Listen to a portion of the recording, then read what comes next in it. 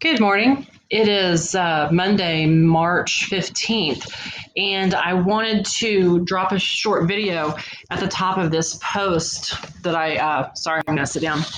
The post that I made today that's actually a republication of a post that I think I published it about a year ago, and maybe even the previous year. It's been one of those posts that just hasn't really gotten much attention.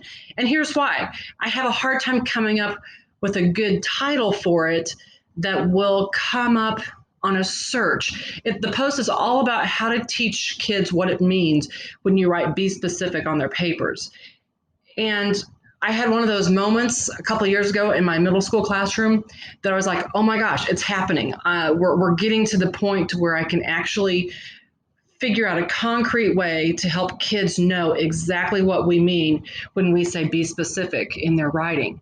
And this idea is totally from this book here, Writing Life Stories by Bill Rohrbach.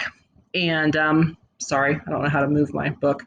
Anyway, this book is invaluable. It's all about personal narrative writing, how to make memories into memoirs, ideas into essays, and life into literature. Anyway, I use there's a chapter on naming things, and I'm trying to find that chapter right in the middle of the book.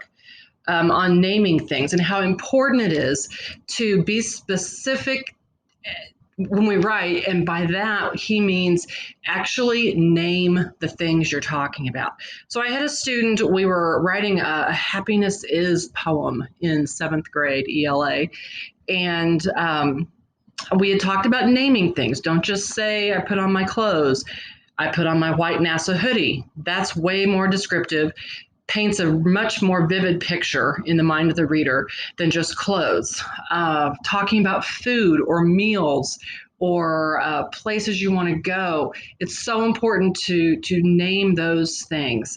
So if you read this post, you're going to come down to a photo of a before and after of a student's happiness is poem, where the first one was being very vague, lots of general nouns.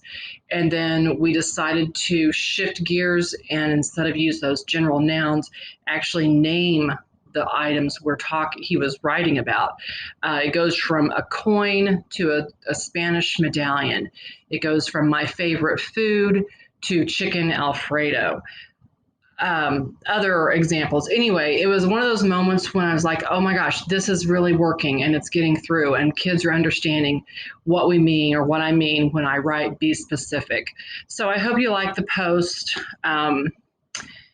It's one of those, like I said, it's been hard to get much traction with it. And it's like, I think it's probably one of my top 5 posts as far as, a post that a lesson idea that I hit on that totally worked, that I saw immediate results in.